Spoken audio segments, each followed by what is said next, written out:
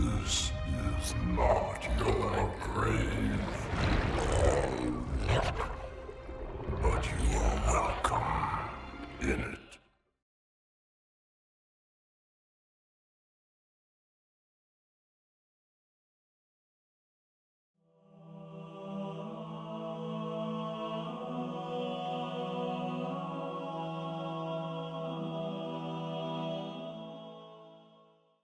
Battle of 18 Scorpii. 6 March 2543. 18 Scorpii System.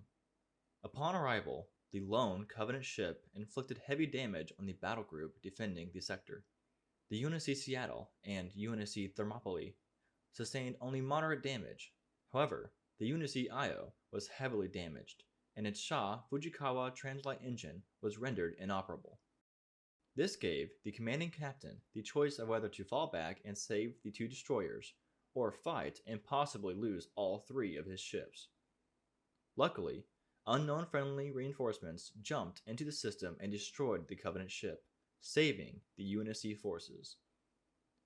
The lead ship's profile matched a 30-year-old frigate design with major modifications, which the passive transponder identified it as the UNSC Bellerophon. Battle of C. Serpentis, 10th through 18th April 2543. C. Serpentis System. The Battle of C. Serpentis was a major conflict between a UNSC fleet of 162 warships led by the UNSC Everest and Admiral Preston Cole, and 2 fleets of Covenant warships totaling over 300 ships in the system. The battle was a planned attack by Battle Group India on the Covenant fleets, and through a series of planned maneuvers, as well as the brief intervention of a suspected insurrection fleet of 55 ships, the Covenant fleets were completely destroyed.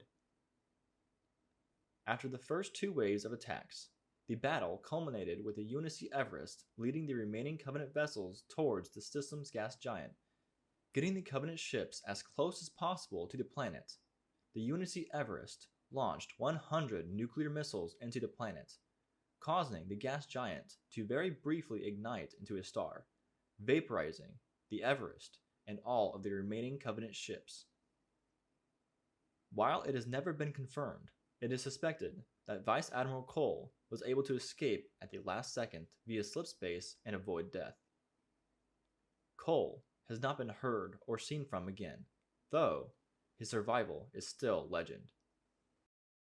Operation Headhunters. 2543. Covenant held moon. Deployed to a moon controlled by the Covenant, which was believed to be a dig site for a hidden artifact.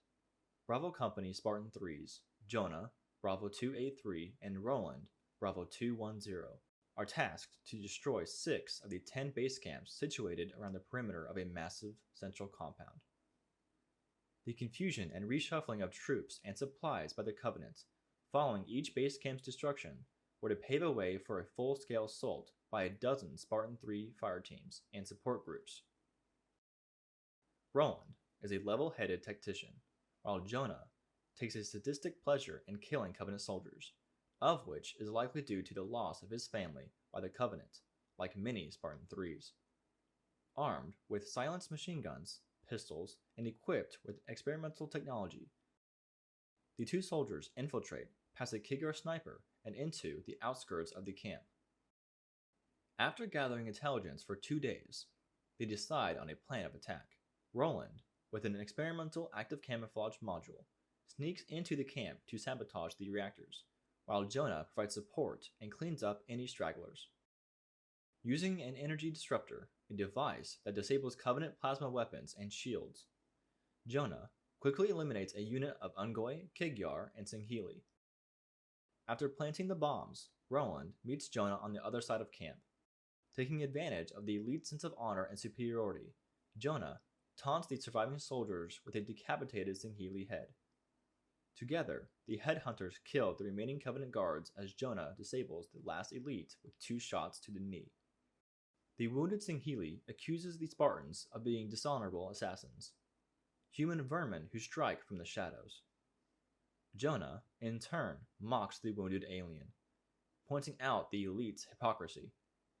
They are soldiers who massacre unarmed civilians from orbit and use active camouflage to hide. Before the elite can respond, Jonah executes the warrior with extreme prejudice, stabbing him in the throat and riddling his corpse with bullets. Following the exchange, Roland is stabbed through the back by a warrior of the Silent Shadow wielding a blood-red energy sword. The warrior pulls his blade up through the Spartan's shoulder, and Roland falls dead. Jonah turns on his visor, revealing several more cloaked Singhili.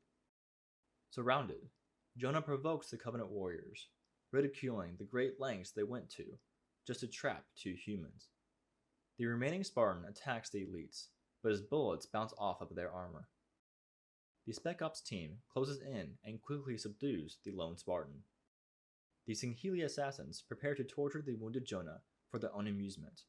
However, Jonah realizes the importance of the warriors, the specific warriors tasked to kill headhunters, and is comforted by the thought of trading his life for the 6 Singhili.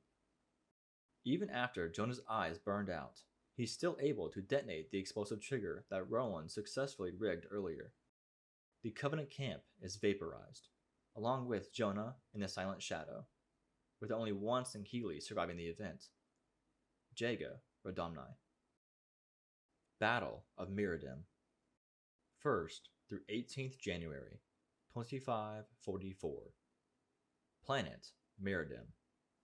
The planet became one of the human colonies that fell in the way of the Covenant's path of destruction throughout the inner colonies when Supreme Commander Luro Teralumi's 3rd Fleet of Glorious Consequence arrived over the world. A fleet of the UNSC Navy, led by Vice Admiral Berlin M. Tursk, defended the planet, with several Spartan IIs being deployed to the surface to aid in the evacuation of civilians. The battle that followed lasted for over 2 weeks, with both sides suffering heavy losses. The Covenant overwhelmed the planet, destroying nearly every evacuation craft that attempted to flee before they even reached Miradim's gravity well. During the evacuation, Dr. Catherine Halsey was extracted by Sheila 065. However, the 2 were intercepted by Major Thel Lotomy and his battalion. In the resulting firefight, Sheila 065 was killed by Lotomy, though Halsey managed to escape aboard the waiting evacuation craft and was placed in a cryotube for slipspace launch. Realizing that Halsey was important to the UNSC, given that Sheila sacrificed herself to save the doctor, Lotomy abandoned his battalion without notice in pursuit of the evacuation craft, accompanied by only a small strike force. The evacuation craft managed to make it to the edge of Miradim's system before the craft was disabled by a Covenant interceptor and boarded, killing every survivor inside except for Halsey. Halsey's cryopod would be taken on board a Covenant assault carrier, and the fleet would begin their travel out of the planet system. While Lotomy captured Halsey, his battalion suffered heavy losses in his absence and delayed the Covenant's inevitable victory and the classing of the planets, forcing remaining UNSC forces to flee. UNSC Infinity Construction, 1st through 21st January, 2544. Oort Cloud, Sol System, the flagship of the UNSC Navy and the first Infinity-class supercarrier ever constructed. The UNSC Infinity would become the largest single human warship ever constructed, with a crew of over 17,000.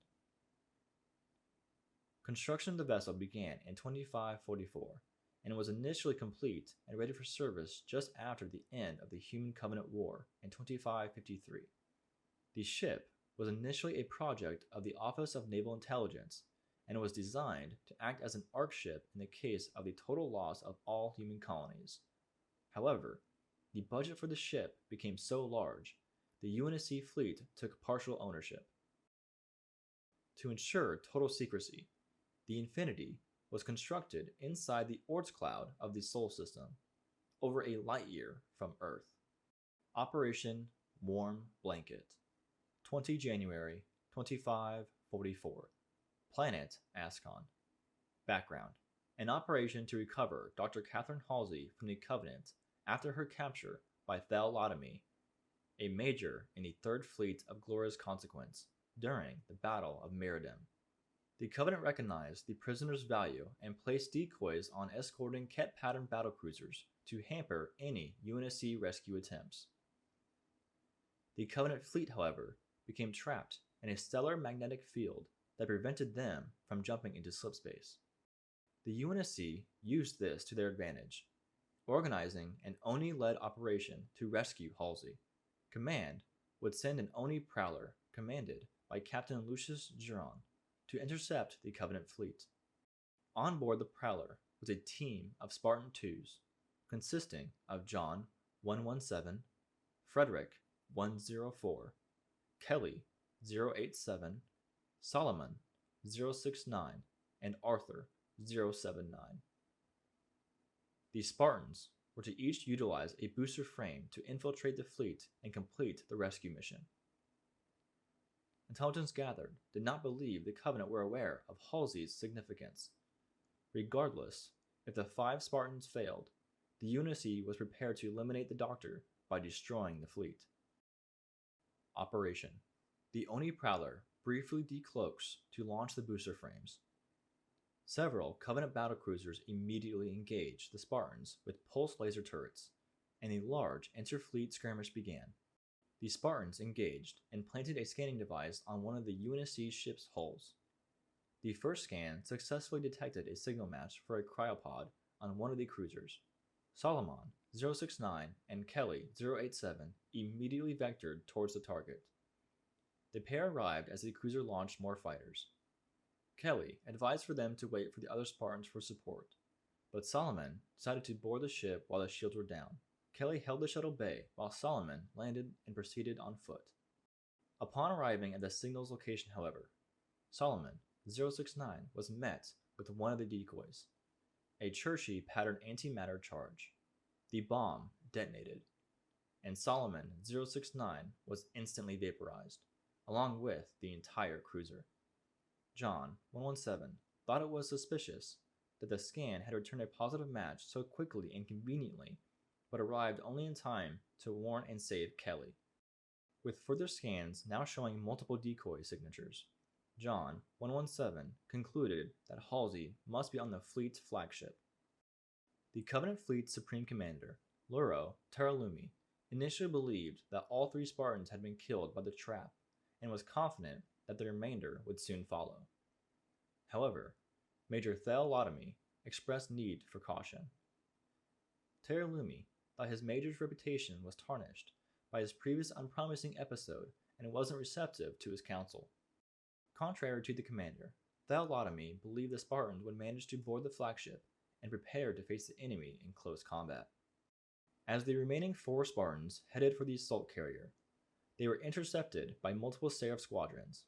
Kelly's craft was severely damaged, and as a result, Arthur 079 pulled back to cover her, but had scraped hulls with 2 closely flying cruisers, losing control and crashed, killing him instantly.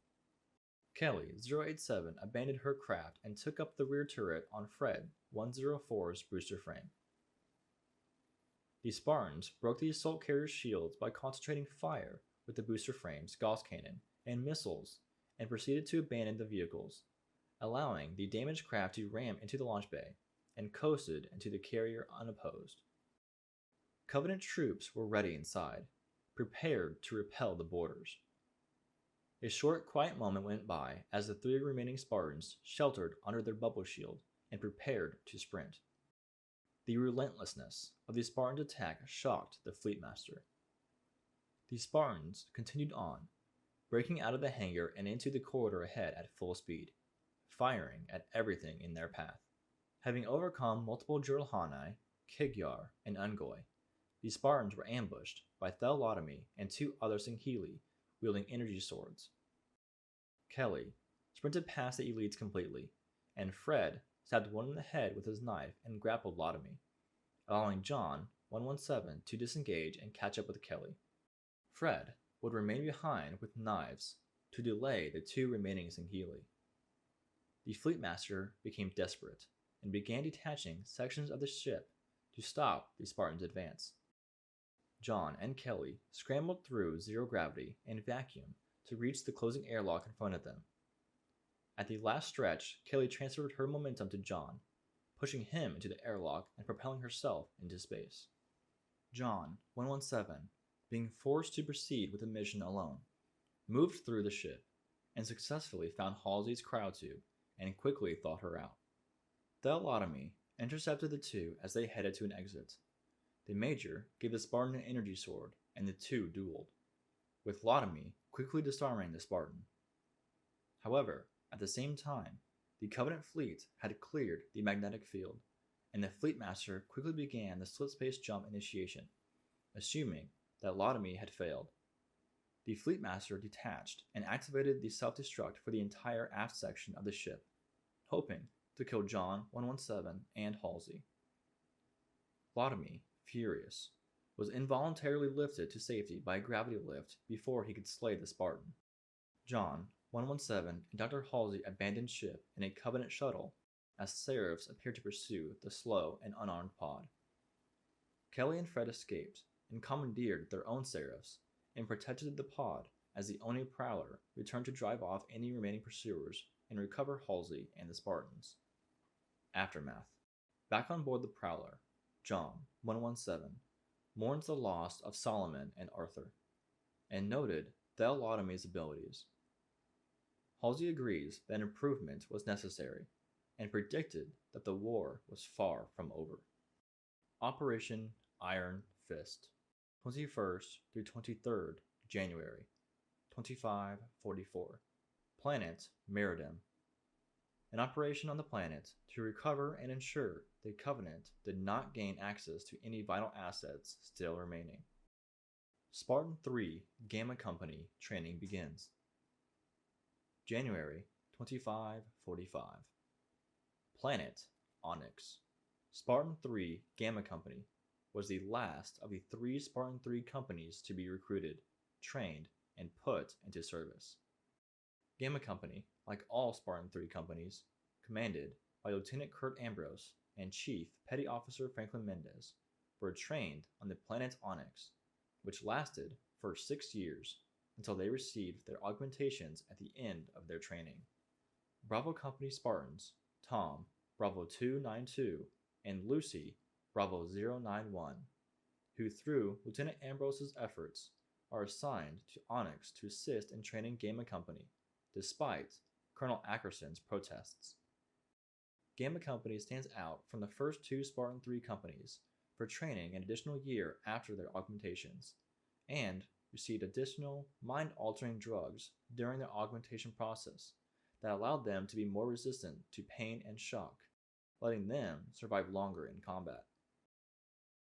The AI Deep Winter notices this additional drug, but unaware of the person responsible, tells Kurt, who takes it upon himself to ensure that the files regarding the additional augmentations are purged.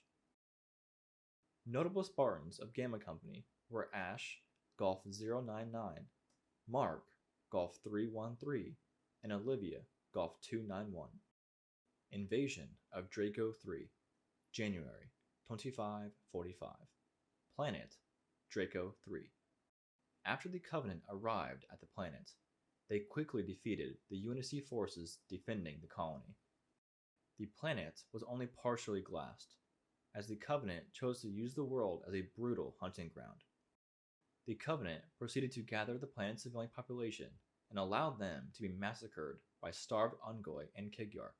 Certain houses and streets were bombed, and piles of corpses were burned.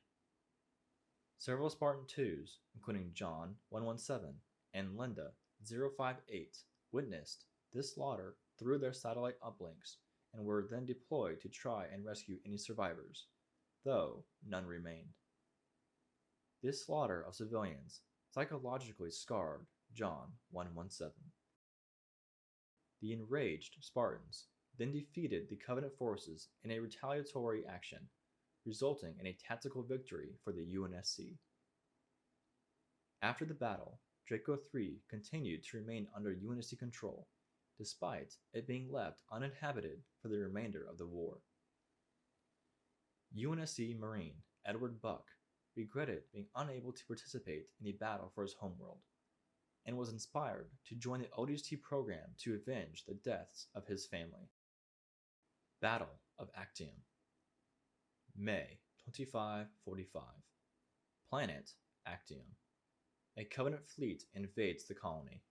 By the 10th of May, UNSC Colonel Akono Mintieth, whom had assumed command of the UNSC Army's 53rd Armored Division, gave a speech to the roughly 12,000 surviving soldiers. Later that month, the UNSC forces carried out targeted strikes on the Covenant's leadership, and then moved deep into Covenant-held territory in order to destroy 3 of the largest Covenant staging areas on record. The division destroyed the staging areas with the aid of a pair of Havoc tactical nuclear weapons, though they suffered heavy losses. By the end of the month, the entire division was eliminated by remaining Covenant forces. More Covenant reinforcements would return to the planets and glass the surface. Colonel Menteith's speech to the 53rd Armored Division became legendary throughout the colonies as a symbol of human resistance against the Covenant. The tactics used during the battle later informed the UNSC Command's late-war military strategies, including Operation Red Flag. In addition, the 34th Armored Division recovered a Nali Hax pattern needler from the Covenant during the battle that would be displayed later at Outpost Discovery, an exploratory initiative launched by the UNSC. Operation Cartwheel, 30 May 2545. A UNSC operation that took place prior to Operation Torpedo's start date. Spartan 3 Beta Company participated in this operation. Spartan 3, Catherine Bravo 320, would be pulled out of Bravo Company directly after the operation and reassigned to Noble Team. Battle of Pegasi Delta. Operation Torpedo. 2nd July 2545. Planet Pegasi Delta. Background. The mission was to destroy a Covenant mineral refinery on the planet. The chemicals would be used in the Covenant's plasma reactors, making the facility an excellent refueling plant for Covenant ships, just on the edge of UNSC-controlled space.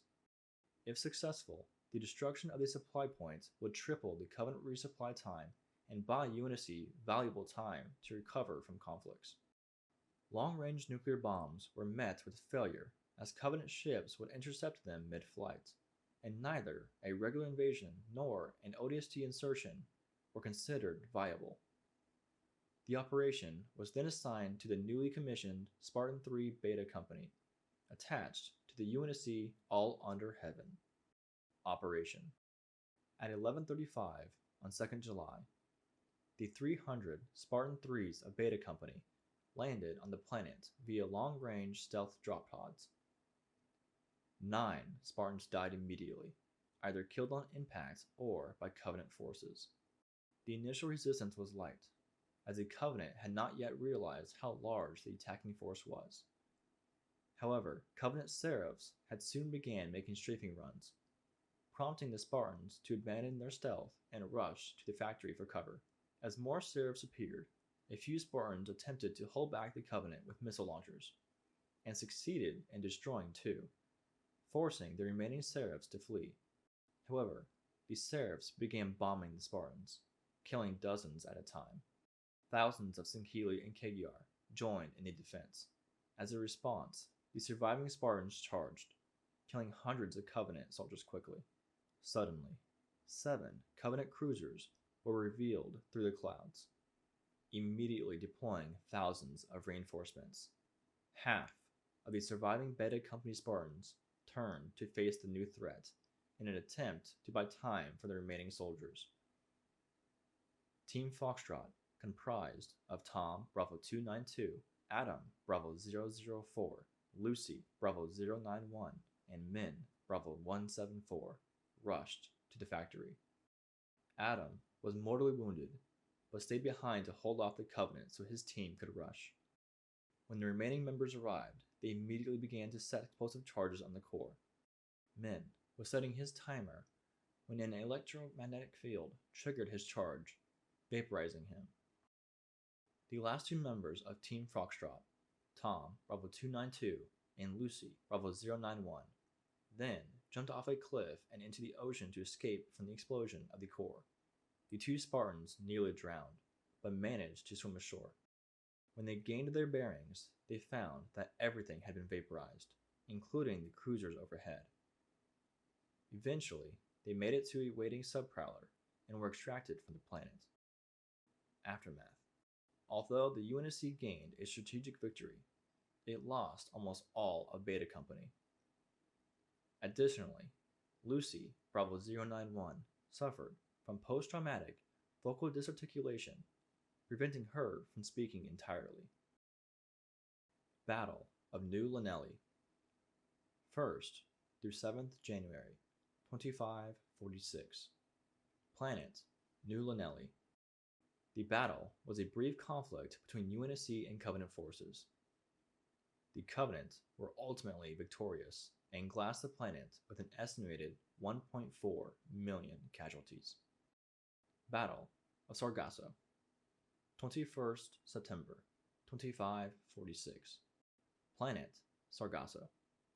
Alpha 9, led by Edward Buck, and Gamma 6, led by Sarah Palmer, were both assigned to protect Lethbridge industrial facilities at the town of Bellisk, while Oni had Gamma 6 unknowingly serve as a distraction force.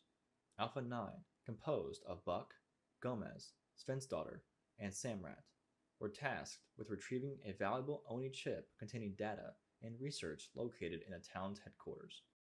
Captain Dare coordinates the mission, and Buck vocally voices his disapproval of the operation. Ultimately, Buck and his squad reluctantly agree to carry out the mission.